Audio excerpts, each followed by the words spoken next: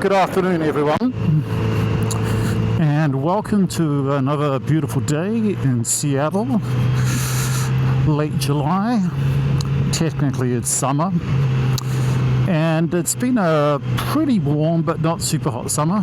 So for those of you in the southern hemisphere, kind of averaging around about 25 degrees. So, around about 80 degrees if you live in a Fahrenheit world. And what am I riding today? Well, if you've been following my channel, you will recognize this bike because a few months ago I did a kind of a mini review of this, and it is the Kawasaki Z900RS. And this is the SE version, which is the special edition version, which I test rode on that mini review a few months ago, and I'll put a link to it up here somewhere. Now, this is actually a long-term test review. So this bike is going to be living in my garage for a while because I enjoyed it so much that I felt like to really do it justice and to really tell you how I felt about it, well, I should probably take it out for a proper ride. And so that is what I'll be doing with it for the next few months into fall and maybe beyond.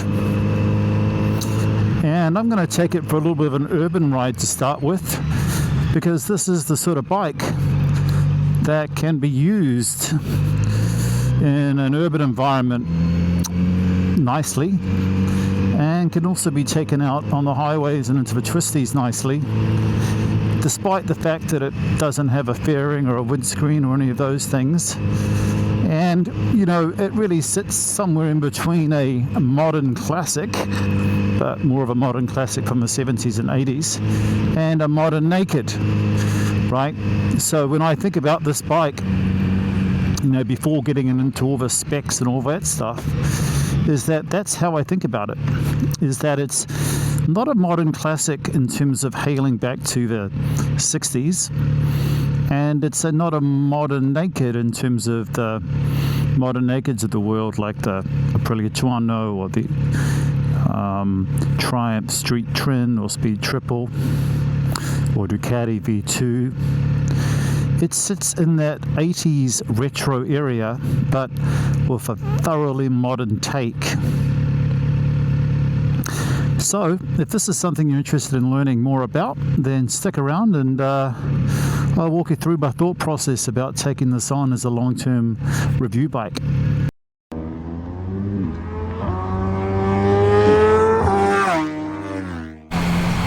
So, the Z900RS is a modern classic. It pays homage to one of the most iconic motorcycles in history, frankly, which is the Kawasaki Z1 from the early 70s. Now, that bike, the first one was released in 1972. It was the year of my birth, funnily enough, and it really aimed to dethrone Honda's CB750 at the time. It featured a 903 inline dual overhead cam, and that was pretty new and different for the time, and it was actually the fastest production bike of its time, for top speed of about 130 miles per hour. Now, the Z1 was known for being bold and powerful and reliable. It quickly gained a cult following, which actually remains to this day, and it's the biggest selling motorcycle in Japan, still the Z900 variant that we have today.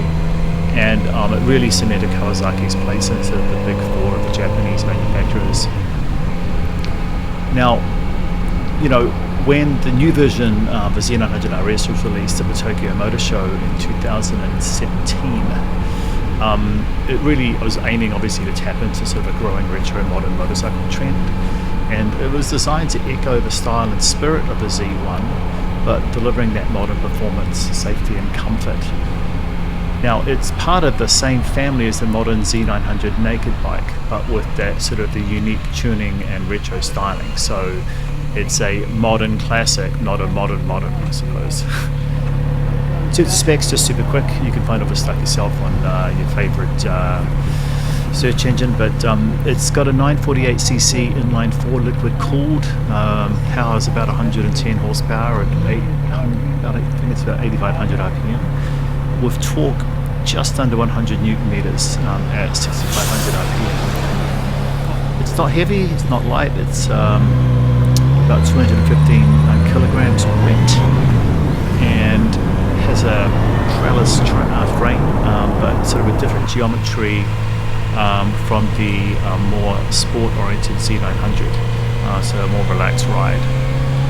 In terms of suspension, well, this comes, the RS comes with Öhlins on the rear, so it's a horizontal rebound preload adjustable Öhlins on the rear, and front has a 41mm inverted fork, which is also fully adjustable.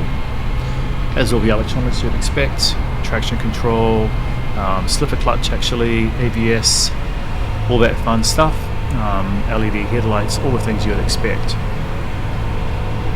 Now, the thing about the RS is that these Öhlins just give it, on the suspension, give it a much more compliant suspension, so it's really good for comfort and relaxed cruising, but it's also super capable when you start giving it the beans. It has a slightly longer wheelbase than the sharper sibling Z900, so more rake, which improves the high-speed stability and road manners, and the ergonomics is sort of more upright, which sort of echoes that some people call the UJM, or the Universal Japanese Motorcycle Designs of the 1970s. So the way I think about it is it's kind of a nostalgic reimagining.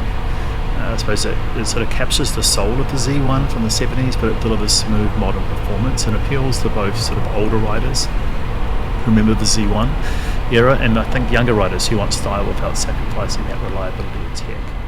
So I think in a world where modern tech meets vintage soul, this Kawasaki RS lineup really sort of brings the golden era of motorcycling kind of back to life for them. First up, the Z900RS, which I'm riding today. It's a tribute to that legendary Z1 of the 70s. It's got the teardrop tank and the round headlight and that howling 948cc inline 4. And I think it sort of blends that retro look with real-world performance really well. As I mentioned earlier, the fully adjustable suspension, all of that stuff is great. So it's great for canyon runs, daily cruising. I think it's a modern classic for riders who want heritage without compromise. And then there's the Z900RS Cafe, same engine and chassis, but with the racer sort of twist, I suppose. You get that sculptured bullet fairing, the lower bars, and a racier stance. It's got attitude, style, and just enough edge for those who want to stand out, whether you're at a bike night or, I suppose, carving through sweepers on a Sunday in the weekend. And then finally, you've got the Z650RS, which is the lightweight sibling. It's a 649 parallel twin. Easy handling, it's a good beginner-friendly bike. It's good for newer riders or those who prefer maybe a more nimble, tossable machine. And it's got that same classic styling DNA of the round headlight, analog dials, all of that fun stuff. So I think Kawasaki done a good job of all of these bikes. There's sort of something for every rider. And I think it's a nod to Kawasaki's great past and legendary sort of history in this area. So let's talk a little bit about the specs of this bike. I talked about not talking about them, which I know doesn't make any sense, but it does make sense from a point of view that this is a 948cc liquid-cooled engine, and what is really great about it compared to other inline 4s I've ridden is that how it makes its power. So about 8,500 RPM, it reaches around 110 horsepower. But the torque in terms of Newton meters of torque really starts to pop at around 6,500 RPM. And for me, it's a kind of a nice sweet spot between an inline 4 that feels like it needs to be revvy and always be changing gear, and a twin which you just wring the crap out of it throughout each of the rev ranges. And so in many ways it feels like it can be quiet and unassuming at some point, and then before you know it, and when you want it to be, it can be a wild animal. And that's what makes this bike feel really special to me.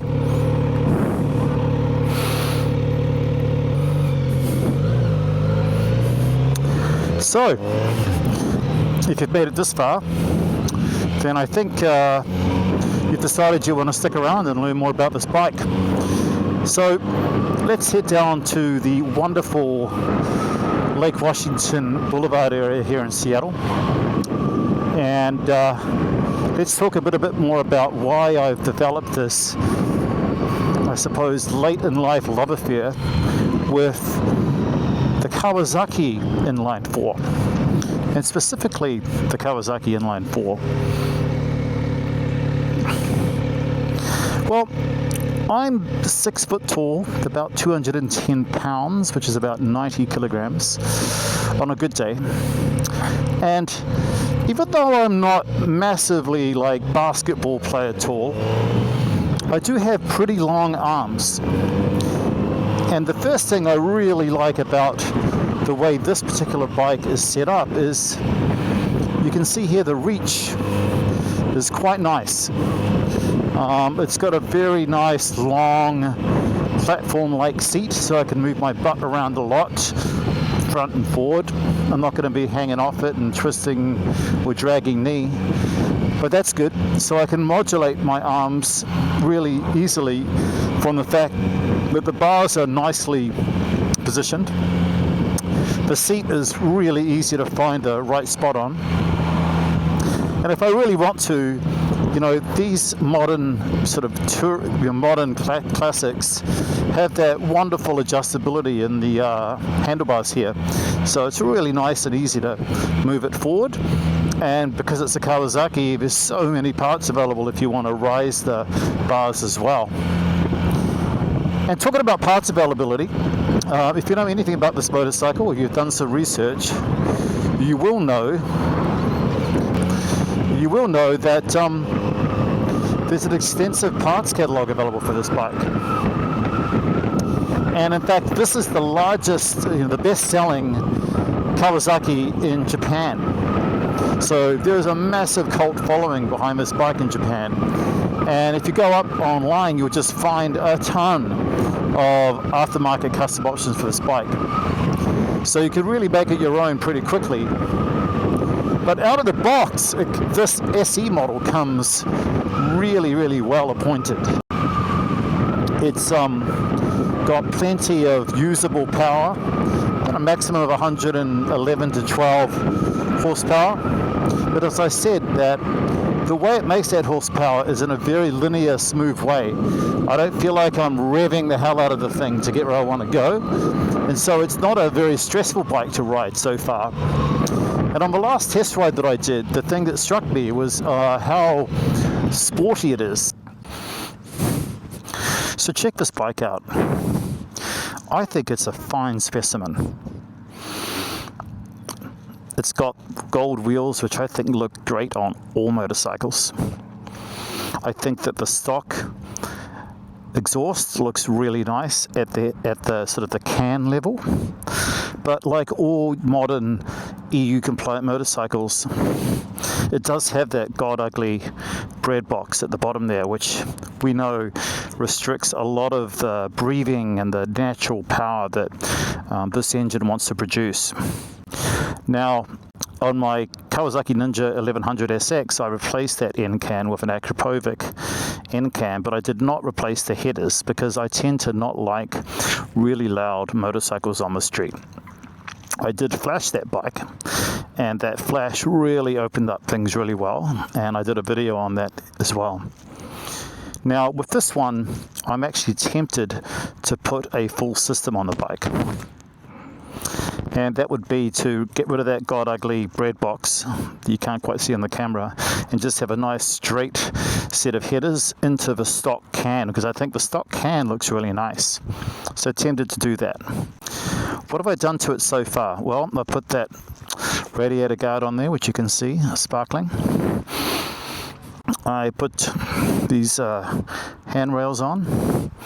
I put these tank grips on here. These are the Easy Grip tank grips. I use these a lot on my street bikes. And that's all I've really done to it so far. And the interesting thing is, I actually think the rear end on this looks pretty good. And usually the first thing I do is I replace the tail with a tail tidy, but in the style of this bike, I actually think that the tail section looks pretty good, and I'm not sure there's much I'd want to do there. So up front, it's really well spec'd, the CSC version, and you got this lovely piece of Öhlins kit on the rear. Talking about lovely looking things, this view, this is Lake Washington, and right over there, as far as the eye can see, just sort of the edge of the water, that's where a certain Mr. Bill Gates lives. You might have heard of him, founder of Microsoft.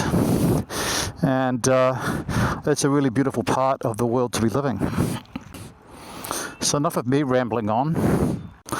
Let's go for a bit more of a ride and I'll tell you more of my thoughts. Now, you might expect for a motorcycle at this price point, it's about $14,000 US, so it's not on the cheap side of the spectrum. You might expect it to have things out of the box like heated grips. It doesn't have that.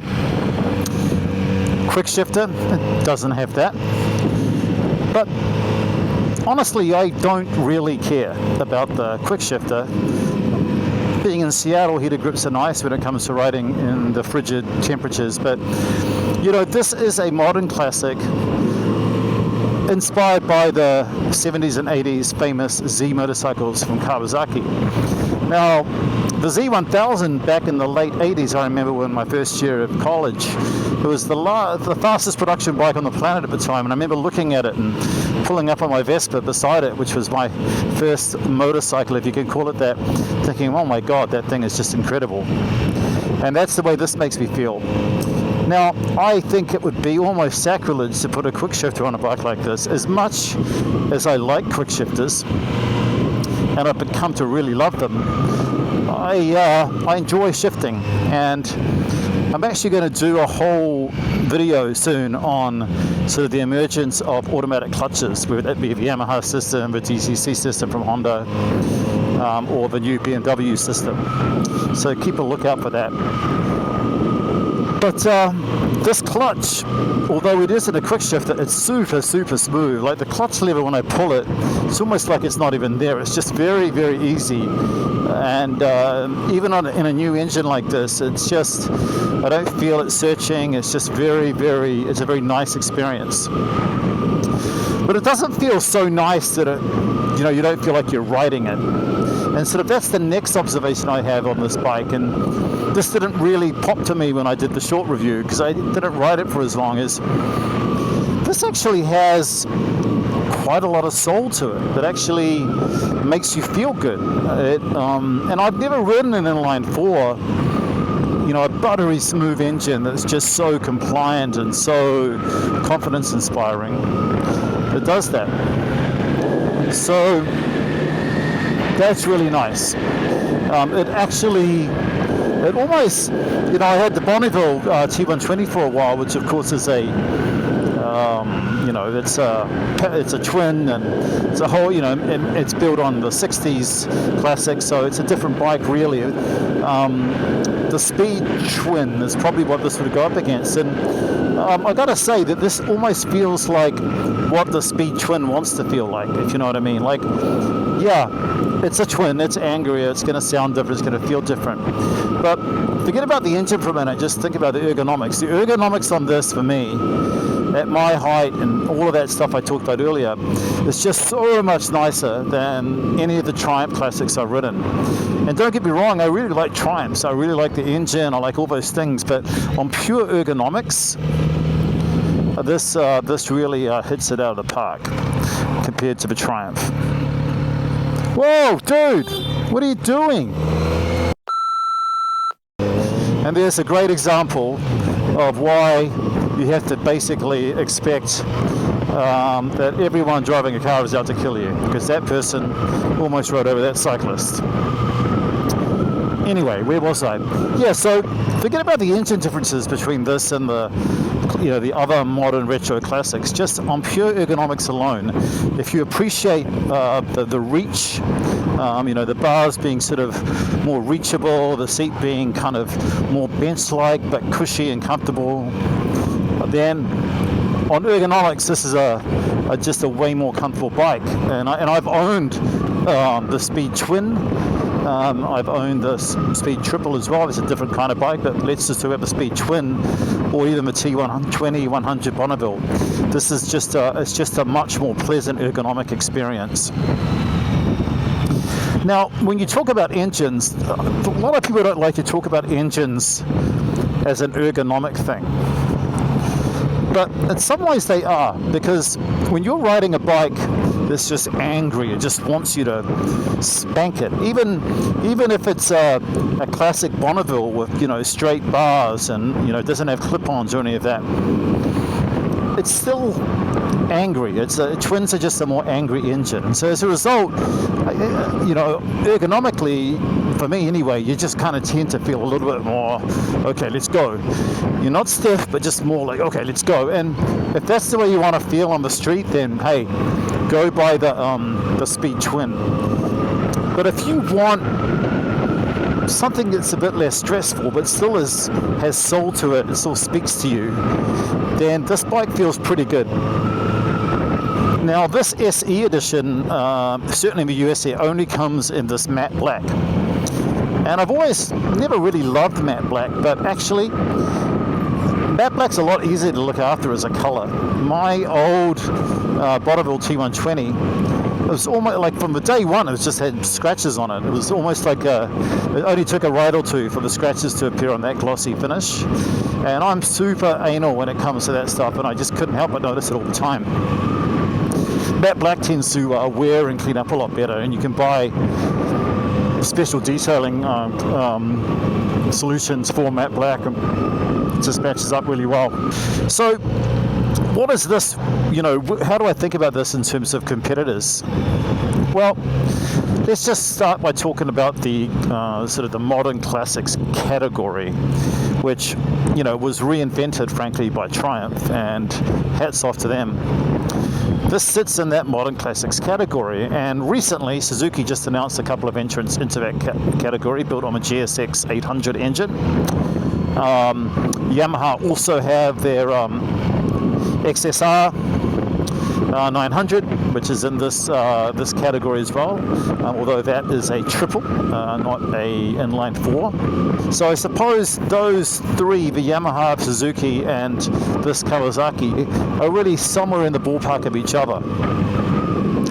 Now, in terms of lineage and history, I still think nothing comes close to this Z Kawasaki. It's one of the iconic engines from the late 70s and 80s. You can feel it. It almost feels like it's like an honor to sort of to ride it and think back to those times. But like a lot of modern classics, it comes with all the accoutrements you would expect. Number one accoutrement being reliability. Let's face it, we like reliability. And you know, the Japanese are really just starting to really show a really positive face when it comes to redesigning and designing some of these classics from the past. And so I take my hats off to them for that as well.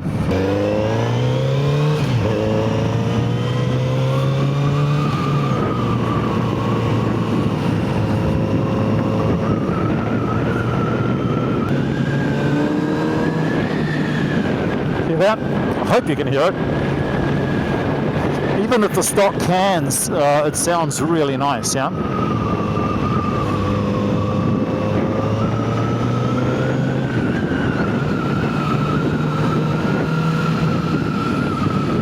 I forgot that, you know, when you're not using a quick shifter, you know, it almost feels, you know, when you change gears, sometimes you feel like, geez, what am I doing wrong? But actually, when you realize that actually a human being changing gear is a little bit different than a quick shifter.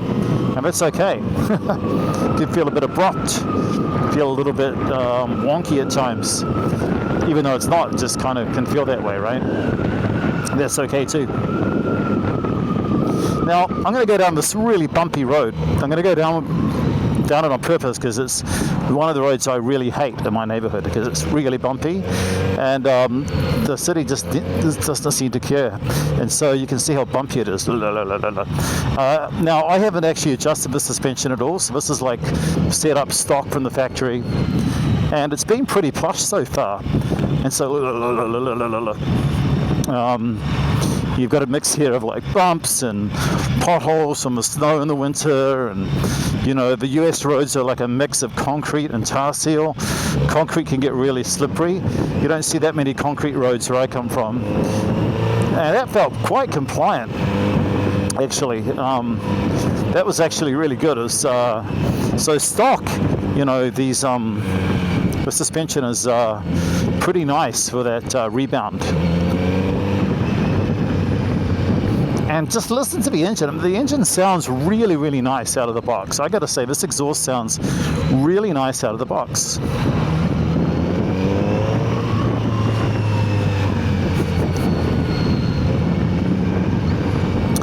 So that's sort of some first thoughts on this bike, and keep an eye out on the channel if you want to learn more about it. As I said, I did do a small review on it you know, a few months back, and you can see that on my channel. It's this person figuring out what they want to do. All right. And I'll be bringing you a bit more on this bike over the next few weeks, few months. Gonna be a long-termer. The content's not going to be coming like every day because I have a day job. But if you like this sort of stuff, then yeah, like, subscribe, all that fun stuff, and we'll see you again real soon. All right, everyone. See ya.